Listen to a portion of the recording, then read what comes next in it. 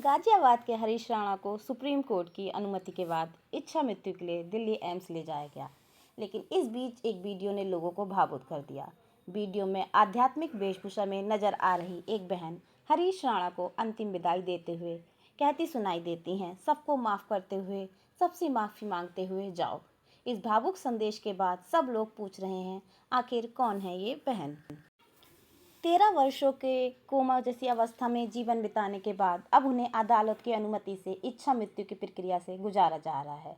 Supreme court की मंजूरी के बाद उन्हें दिल्ली स्थित एम्स में शिफ्ट किया गया है, जहां डॉक्टरों की निगरानी में धीरे धीरे लाइफ सपोर्ट हटाने की प्रक्रिया शुरू की जाएगी। लेकिन इस पूरी घटना के बीच एक चेहरा लोगों का ध्यान अपनी ओर खींच रहा है। सोशल मीडिया पर वायरल हो रहा एक वीडियो एक आध्यात्मिक परिधान में नजर आ रही महिला हरीश राणा के पास खड़ी होकर उन्हें अंतिम विदाई के शब्द कहती दिखाई देती हैं, सबको माफ़ करते हुए, सबसे माफ़ी मांगते हुए अब जाओ।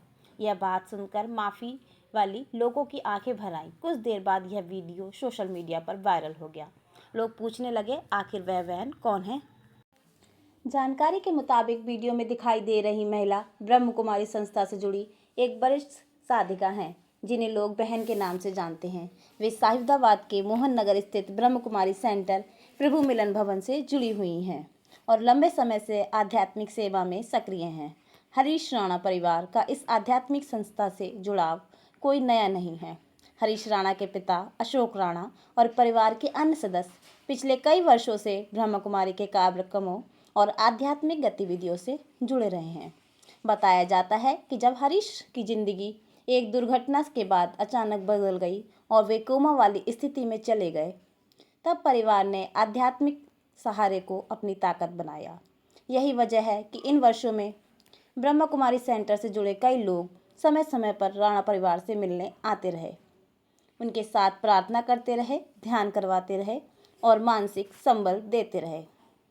13 मार्च 2026 को जब यह स्पष्ट हो गया कि अदालत की अनुमति के बाद अब हरीश राणा को इच्छा मृत्यु की प्रक्रिया से गुजरना होगा, तब ब्रह्म कुमारी सेंटर की स्पिरिचुअल लीडर सिस्टर कुमारी लवली दीदी भी राणा परिवार के घर पहुंची। घर का माहौल उस समय बेहद शांत और भावुक बताया जा रहा था। परिवार के सदस्य, रिश्तेदार और सोसाइटी के कुछ लोग वहां मौजूद थे।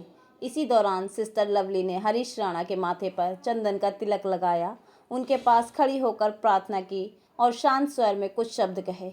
उनके मुंह से निकले वाक्य सबको माफ़ करते हुए, सबसे माफ़ी मांगते हुए अब जाओ ने वहां मौजूद लोगों के भीतर तक छू लिया।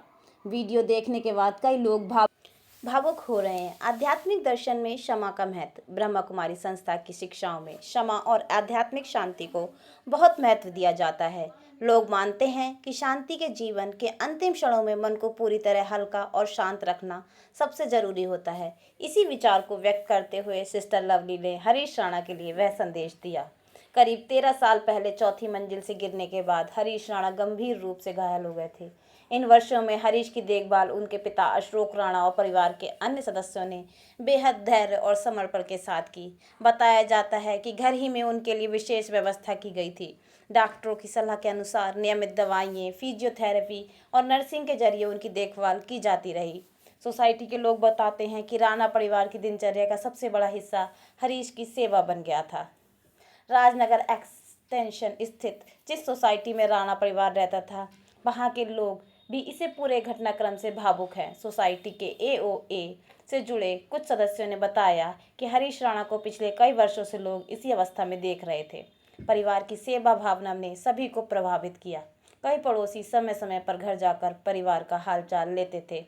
अब जब वह खबर सामने आई कि अदालत की अनुमति के बाद उन्हें इच्छा मृत्यु दी जाएगी, तो सोसाइटी भी एक तरह की उदासी फैल गई है।